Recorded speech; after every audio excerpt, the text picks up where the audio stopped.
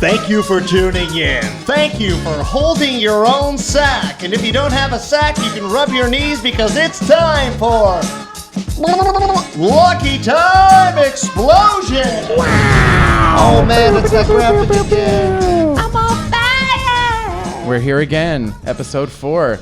And we actually got the amazing Super Sucklord to come back. I can't believe it. Yeah, how did you persuade me to return? I really have no idea, but I'm so happy to see you. Oh, you brought somebody today. This is Lucy Sunflower. Hi, everybody. Hey, what's up, Lucy? Hi. What's your deal? I do porn and I make collages. Ooh, nice. Yes. You're in good collage company. I know. Yeah, very nice. Well, thank you for joining us. Everyone got our Bud Light, sponsored by Bud Light. Thank you. Got to show some solidarity for our trans listeners out fuck there. you, Kid Rock. Yeah, what was the deal with that? Like, that was so fucking stupid. I couldn't believe It was the smartest thing that Bud Light could have possibly done. Yeah. So what did they do? I'm kind of lost. Yeah, so what happened was they have this new program, right? They're going to print custom cans for people. Like in the future, you're going to be able to order a can with your face on it. Mm-hmm. So to help get ready for that, they started printing custom cans for like influencers and celebrities, like micro celebrities. One of them happened to be this great trans content creator named Dylan. And because they made like a TikTok where they were showing off their Bud Light promo can, like the one ever made, right? A single can. The right has just like lost their fucking minds and is like, oh, you're supporting, you know, this weird groomer shit. Yeah, it goes so deep because they connect the trans movement to the movement. They connect trans people who, you know, are just people. They connect it to things like communism, to like, you know, all this stuff about everything that's wrong with America today. Right. It's because trans. Right, exactly. And wokeness. So all these right-wing influencer douchebags made little TikToks shooting machine guns at fucking Bud Light cans and dumping it down the sink. And yeah. And then a bunch of and that's why it's so smart, because Budweiser made the calculation that this would possibly happen, and they realized that they could afford to lose those guys because they're always going to come back anywhere because there's nowhere else to go. All the beer is gay.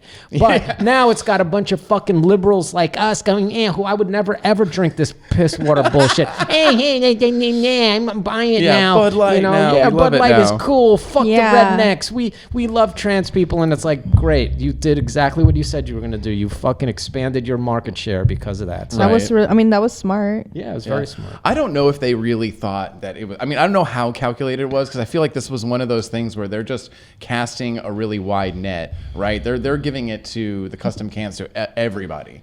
Like, and I'm sure there's some. I mean, they didn't give one to Kid Rock, and I think that's really why he was firing a shotgun at them. He's real jealous. He wanted I'm surprised that it wasn't. Yeah, he's a hater. Yeah. He's a hater. I'm surprised that Ted Nugent wasn't involved in this. Is Ted Nugent still alive? He is. Wow. Really? Oh. Yeah. Kid Rock is the social media Ted Nugent. Yeah. Like if Kid Rock does something, you can just assume he's speaking for Ted Nugent. Kind of, Also. I guess so. It's like I Ted agree. Nugent light. Or he's just a little younger. Yeah. He's like a generation younger. Yeah. And he knows how to use a smartphone. I'll say watching Kid Rock like become the decrepit, like out of touch and irrelevant old codger he is now is like really making me feel old. Why? Yeah, because like Why, you know, did he I came. seem like the beacon of youth to you at one point? I guess so. I guess at one point I was like looking at him like he's really, you know, he was a young guy, and now he's this out of touch old codger. It's really weird. He even called himself Grandpa. Yeah. He's getting there. He's kind of looking like it. Like the more angry and bitter he looks, you know, he looks worse and worse too. Well, I mean, it's just interesting when you think about people who want to identify as old. Basically, what I think that says is that it's like, I've decided I don't want to grow anymore. Right. I don't want to change. I don't want to learn anything new. I don't want to expand my horizons. I just want to double down on what I already believe in, and therefore I'm old. Unless you're a strange grandpa. Well, I mean, I know people who are advanced in age but don't consider themselves or conduct themselves in an old fashion. They don't regard themselves as being old.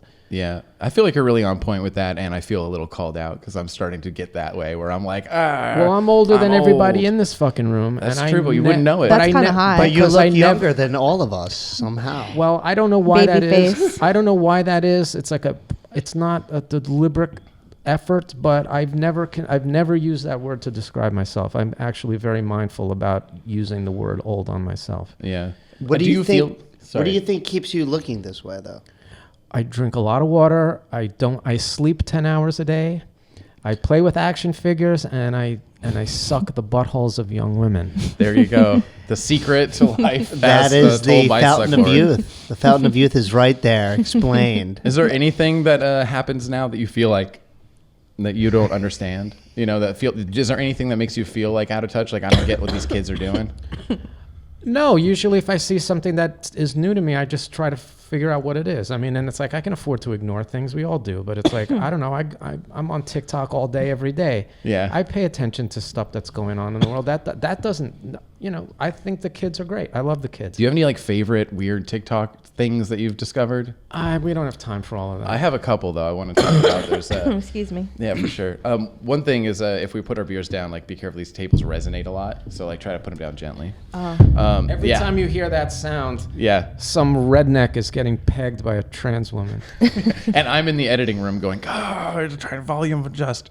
Like I saw this thing, like lives are obviously the big thing now. You know, everyone's going live all the time. It's the easiest way to monetize. You do your art live. People send you little gifts. And because People of that, send you money for doing that? Yeah. You need to go live on TikTok. How much money? I think, you get like 100 diamonds is the equivalent of like $1 or something. How much money have you $10. personally made off of I have TikTok? not even figured. I do VR stuff, so I haven't actually figured out the technical aspect of going live on TikTok yet. Because I want to be green screened. I want to be like in the VR thing. I want to place myself in the VR world. So I'm still like fucking around with OBS trying to figure out how to do it.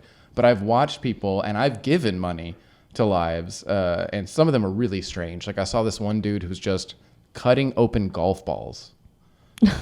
For like 2 hours, and I watched all 2 hours. Like I was fucking riveted to it because this guy was really funny, and he's just like cutting them open with a Royby and like describing the colors and the smells. How much did he make? I was like watching, not a ton, but I think he made at least like $150 in the hour that I watched him. You know, and then some people go really nuts on it, and some people. One of the funniest ones is this security guard who he's like in the security guard booth.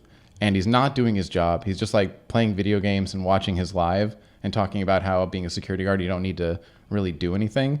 And he gets really mad when people send him balls, like sports balls, which are one of the gifts you can give him. So like people are like rage baiting him.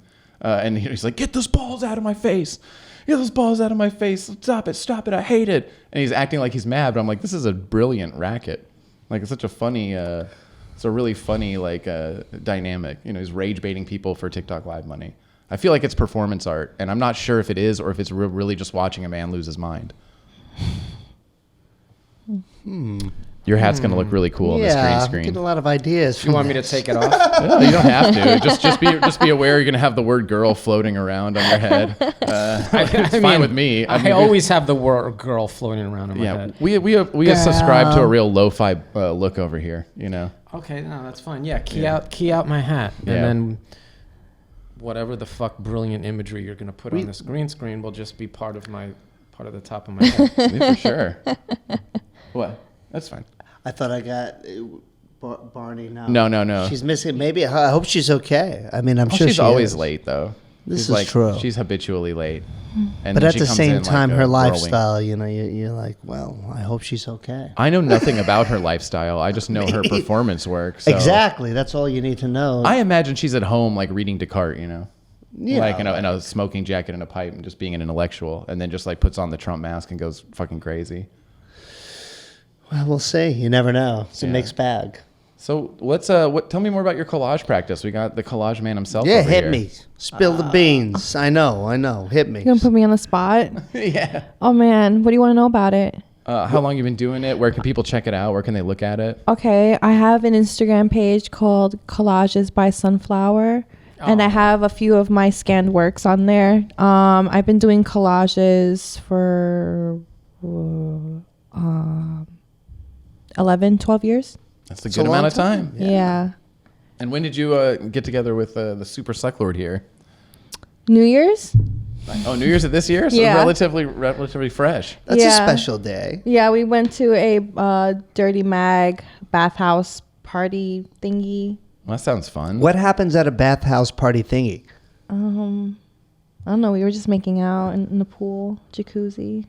Everyone was like half naked. And everyone's like in their like underwear or like by bathing suits. I don't go to enough of these parties. It wasn't an overly sexualized affair. It was basically Ripley, who is the publisher of Dirty Magazine, did a private event that was co-sponsored by Field, the dating app. Yeah, that's right. And they did a little event, and they rented out the bathhouse on Fulton Street, the Russian bathhouse, for a night. And it was invite only. You had to buy there was a special like limited tickets, and that was something I wanted to do. And it was on New Year's Day. Same. And so yeah, I mean, I knew who she was, but. Yeah, we had met at the 50th anniversary of Deep Throat. It was like their 50th anniversary. Oh, the movie Deep Throat? Yeah, the movie Deep Throat. They were having a private showing. Someone was hosting a party. I'm sorry, I'm really bad with names and who did what, but... That was the Dirty Magazine, was it issue 5 or release? And then they also did it as a screening of Deep Throat because the children of the guy that produced Deep Throat, Gerard Damiano, his children... are restoring all his old films. They just did a 4K restoration of Deep Throat. Oh, wow. So we saw Deep Throat. Yeah, so they screened it at the party. Mm-hmm. And... that's where we met. We met later at the party. Yeah, we met at the party, and then I knew she was going to be at the bathhouse thing, so... Yeah, I knew you guys were together. It was just one of those things that just... What happened? I just saw the face licking on the Instagram videos. From the potato chip videos. Yeah. I like the one where you flipped it around, and he was licking you. Yeah, it was cute. Yeah, that was his one. idea. I mean, that's how those things work. You introduce like a motif, and then in order to keep it going, you have to do the inversion of it. Then you have to do the X-ray version of it. Then you have to do the upside down version of it. I thought it was very wholesome. Thank you. Nice. I need to go to more of these parties you guys are going to. Like, I'm getting. I'm also like wifeying up, and I'm getting dragged to a lot of like fancy parties now. I would love to go to a fancy party. Yeah, that sounds like fun. I only go to like degenerate things I'm missing the degenerate life. I love degenerate things. Look, I'm dressed like my tits are about to come out. It's so much fun. I couldn't dress like that at a fancy place. Yeah, well, you'd be surprised actually. Oh, okay. I think the ladies' dresses have a lot of be popping in all the demographics. Yeah. Women always get away with it more with clothing wise. They have more options. Well, the thing is, people want to see tits. Nobody wants to see dick. Could one of you guys like invite me to one of these things? Absolutely so not, cute. Morgan. I don't leave my room. It's just a show. Really don't don't. believe him. It's a cute mask. I just watch like Forensic Files. I love Forensic Files. Cut things up with a knife. Nice. I'm not dangerous. No, you're not. What's your very favorite harmless. episode of Forensic Files? Oh, there's so many. I know there's so many. It's been around for so long. I love it. I want to do a sketch, and I want to come here early when the green screen is set up, but I want to do interpretive dancing to like the intro theme and song of Forensic Files or Unsolved Mysteries or any like 80s or 90s sitcom intro themes with it playing in the background, and I want to like do an interpretive dance to it. But I have to start coming here a little bit earlier to do this. But this is what I have in mind. That's exactly what the world needs right now. I think you're right. As long It's as like the it puts one thing. as long as it missing. gives smiles. Smiles are important. Tiny smiles. And a lot of like women love Forensic Files and true crime, so that's perfect. Yeah, true What crime. is They that? love men expressing themselves. Oh, they also like. You mean by violence? The true crime shit. See, like this is what I'll explain it. Like I have these ideas and they're for me, and I find them very entertaining. And I figure if I'm gonna like do them, I just might as well record them in hopes that someone else appreciates it too. Yeah. But I do have these weird things, and I play these little scenes out in my head, and I chuckle to myself as I go to sleep. Nice. And I play these little videos in my brain. My brain theater. You also have your YouTube videos are like a fever dream nightmare. Oh, well, the Grandpa Playpen. I've never spoken about Grandpa's Playpen. I think that's probably for the best, but I would love to hear about it. Oh, I forgot who was here earlier. Not that it matters. I'm sorry if I cut this out. But I went to SUNY Plattsburgh, which is like the lowest bar of any SUNY school within New What York school? City. SUNY Plattsburgh. What? Where the hell's Plattsburgh? Exactly. Where's that? It's all the way up north. near Niagara Falls. It's like Okay. 7-hour drive. Really boring place. Like, Sounds like it. I went to SUNY Buffalo for a year, oh, Really? So I mean, and yeah. it sucked, and I got the fuck out of there after Cold, 1 year. right? Art program. Cold and boring. It was before I was in the art. I failed my first drawing class at that school, and that was actually one of the defining moments of my entire art career. But I got the fuck out of Buffalo and I went to Oregon. Was it a defining moment because you were like, fuck you, I'm gonna do something else? Like, I'm gonna do it. Well, you can't tell me I failed. I realized that I didn't have the formal skills needed to impress the establishment or the authority figure. But you also had zero interest in obtaining them? Because I didn't know. I wanted to be an artist. I wanted to be a cartoonist, or I wanted to draw. I thought that was my thing, drawing, and it turns out I couldn't draw. And I was told I couldn't draw by an authority in drawing. And I tried to do other things. I was a biology major. I was a psychology major. I just sort of drifted from major to major. But I wound up finding myself back in the arts program.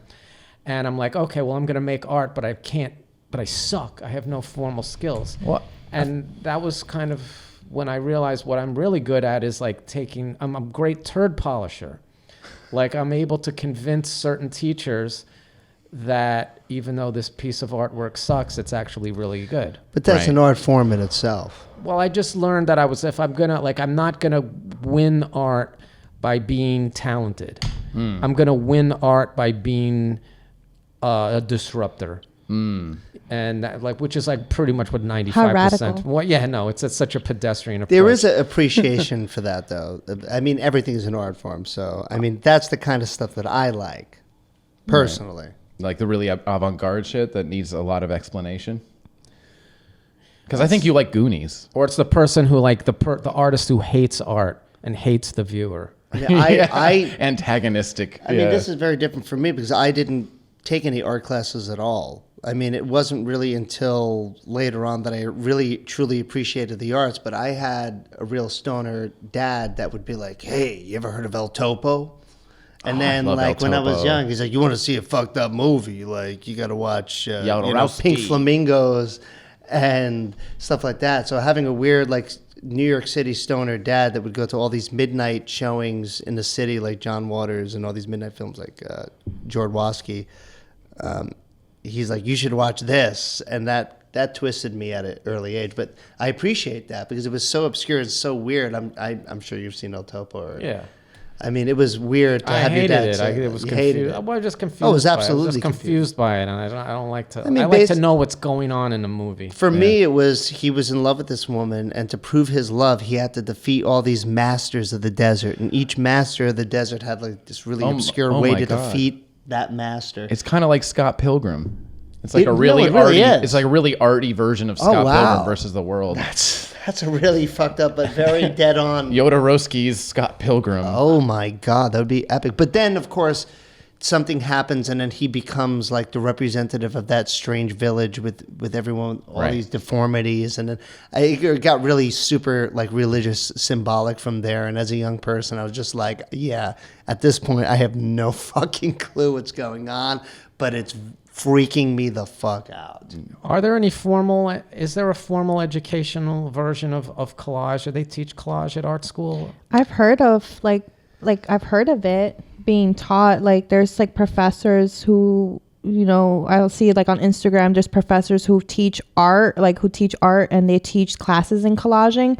But I'm self-taught. Like I would never take a collage class. Same here. Like that's but pretentious now. Like I feel. I've always seen it being presented as sort of a practice to something else, like like a means is like, oh, we'll teach you about how to collage to like do a study for your painting or something.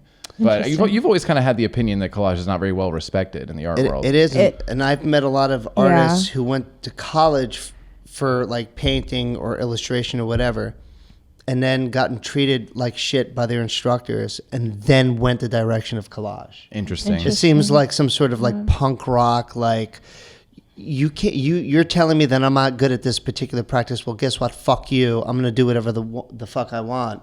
And then a lot of people go to collage. Interesting. So there's a magazine called Collage, Kolaj, and it's the most followed magazine that covers collage. And they have every year an international collage summit that's held in New Orleans, where people could sign up from all around the world and go on this like gallery run with all these people that you've never met before. We should go. I did. I went in 2017, the first time it happened, and it's in the middle of the summer in New Orleans, and I did not realize that humidity could feel like that. Oh, I've never wow. experienced in my life. It's like walking through an ocean of. How does all the paper respond to that? Yeah, Must right. be It's tough curl to up. display artwork in that kind of humidity. Well, you're not doing it outside. It's still crazy. I've never experienced that in my life. But it was quite the experience. I got to meet all these collage artists from all around the world that I followed for so many years and that have followed me, and that I was able to be like, "Oh my God, I love you." And I'm a Jew, and this one guy that I follow, his name is on Instagram. He goes under the name Kansas City. I know who that is. Kike. Okay. And it's spelled Kike. Mm-hmm, so when I first met him, I was like, "Oh, so you must be Kike." Oh! And he was laughing his ass off, and I was dying, and he was. But we love the same kind of music. We were just like, "Oh my God, I love Killing Joke." Like we love all these really obscure like metal and strange shit. And he's like the coolest dude. Oh, he sounds cool. But he promotes collage. He teaches a lot of classes on collage. He, in his area, he does a lot of live collage with communities and kids and building art communities. And it's a real beautiful thing. He's a really cool dude. He should come to New York because I feel like he would really fit in. But it's an amazing thing to go to this particular event and meet these other collage artists from all around the world because they're all crazy. Is man. there It's a great. personality type that you think? What do you think you're... People with ADHD. Yeah. Yes. Or also, extreme what do you call that? Neurodivergence. Yeah, but obsessive compulsive too, right? Because like you're like, oh, I'm messy, I'm crazy, I don't have OCD. Yeah. I do. No. But you like your stuff's clean. Do you keep your like clips, or do you just go with it and then put it on? I have there's a method to my madness. There's really no organization. I don't organize my materials, but I know where everything is. They're in piles, and I know which pile has what. So it's an organized chaos. Yeah, that's how I am. I don't have OCD. I'm not like that. I'm very much messy, and there's no compulsion to organize or to do certain habitual things. I'm more of like impulsive. I'm too impulsive. So will you like to be glue the thing compulsive. down and then think about it Because, later, or do you like lay it all out before you commit it to the page? I think about it this way. I think about it, if I put it down, I can always cut it out if I don't like it. But yeah, there have been times where I just was like, I'm just gonna put it there, and I didn't like it. But yeah, I don't really Just roll with the punch. Sometimes I just see it, or I just see it, and I just do it. Well, the thing that blew my fucking mind about your work, Morgan, is that Morgan's work, which is so complex, so intense. I know, I've seen your work. And then you look at the back of this shit, and it's all put together by tiny, like, white pieces of artist tape. And you can, like, pull them off and reorganize them and everything. They're not ever, like, committed to a layer of glue. And that just flipped me out because you brought the hairpiece in here to get photographed. And I looked at the back of it, and I almost shat myself. As like, I was like, that is too intense I for would me. have loved to see that. Yeah, I want to see it. It's So so you crazy. shit yourself specifically over a collage. Yeah. Well, it was more like shitting myself over the prospect of me fucking just blowing it to pieces accidentally. This could be an They're very installation. delicate. Yeah, collages are very delicate. I can create like a crazy collage, and then I can bring it to your attention, And I'll just you'll shit just on it. shit all over it, And I'll not be like critically, just literally shit on it. Donna will That'd get be great. hired by Saudi princes to come and perform this. And, Yeah. we can we'll go to talk to the one Russia, upstairs. Chechnya. Yeah. No, like, so you're saying you can't draw, you couldn't draw, and you decided to go another route with it. And you similarly, like, I mean, I think I could teach you to draw. No, I don't think you could. I think I can teach anybody to draw in 6 months if they do what I say and don't- actually practice 2 hours a day. Do you remember those old commercials? At this of like, point, it's too late. You could be never taught to too late. draw by this cartoon artist, and within 3 weeks, it'll show like a Warner Brothers cartoon or whatever. you'll Do be you remember working for those? Disney. I know. I used to see. Yeah, those. draw Tippy the Turtle. Yeah. Or Disney draw this cartoons. pirate. It was the Yeah. pirate and the turtle in that drawing test, and it was supposed to test your cartoon skills and your realism cartoon, but even the pirate looked kind of like cartoony. I just, when it came to like the charcoal drawing and the shading I and love all that charcoal. stuff, it just didn't have the eye and the ability or the patience or the interest in doing it, and I just found myself being more attracted to color and objects. Yeah. Was there any set cartoon growing up that you watched that really inspired you to want to be an illustrator? Or Cartoon, I mean, I was really into like underground comics, like Freak Brothers, Cherry Pop Tart, Robert Crumb, stuff like that. Yeah, I was right. really into that kind of stuff. And then I was like all the classics, Richie Rich, Charlie Brown, Archie, just like regular stuff, Marvel. I was always more into Marvel. But when I would draw my little cartoons, they were very simple. They were almost like Peanuts like. And my mother was like, you're so good. You're so good. And then I actually went out into the real world. And you're like, fuck. And I was like, fuck. Well, I feel like You poor maybe thing. That was good for me. Like my approach to it maybe had to do with not wanting that initially, because I got into doing art, like same thing. I always drew and doodled, but everything I drew looked like Tim Burton little cartoons, big dark circles, kind of gothy little bullshit, little circle heads. And everyone's like, oh, you're so good. And I'm like, I'm really not, but okay. And then I didn't want to study art. I was a music major, right? So I loved making music. I was homeschooled. I sat in my room all day teaching myself how to play guitar. And what did you play again? Oh, I played guitar. And I started on trombone. Then I went to violin. Then guitar, drums, production stuff. I was homeschooled, so I had a lot of time to learn all this shit. Oh, wow. And then when I went to school, I was studying music, and I had the most amazing teacher. He was like really animated. He's jumping around. He's banging his head on the chalkboard and being like, it doesn't make sense right now for you, but we're going to teach you this theory and it's going to make sense. And I leaned over to my friend and I go, this guy's going to have an aneurysm. And the next week he had an aneurysm in class and died in front of us. What the fuck? That's cool. And I was like, That's so awesome. I was mortified. I was so sure that I fucking killed him. I was like, I did that with my brain, you know? Like I had the thought and it happened. I need to watch my powers. Like I need to watch the fuck out. Christopher Walken over here. Oh my God. So yeah, after that they replaced him with like a really boring like classical musician who just did not have the same passion, could not teach me the theory. I stopped it like right before. I wish he had not died before the circle of fifths, because that shit always, like, That's funny that you brought that up. Like I took theory and I was so bad at theory yet creative. And when I first heard about the circle of fifths, the way I heard it was circle of fists. And I created this whole chart of different ways to throw a punch and percentage of damage it would do if you use a specific type of punch. And that's what I handed in. That sounds like some D&D shit. He knew that he knew that he was not going to get anywhere with me at any point throughout this whole class. Yeah. So he just was like, wow, I'm really impressed. I think I could find that at some point. I've done stupid shit like that where I was in an art history class in college and I had to like write a long fucking 10-page essay about a piece of artwork, and like we've all done this, I think, where you like misread the title and your whole essay, like there was this Goya a etching by Goya called Will No One Untie Us, and it's like this man and a woman tied to a tree and there's this big bird on the thing, and I dyslexically read it as Will No One Unite Us. Oh. And so I wrote this 10-page essay based on like the inquiry of like, what does that mean and what is that? And like I wrote, and then the teacher just hands it back and said like, you failed. You read it wrong. Do it again. Oh, jeez. I was like, of course they're tied to a tree. Why didn't I? And it's like, God.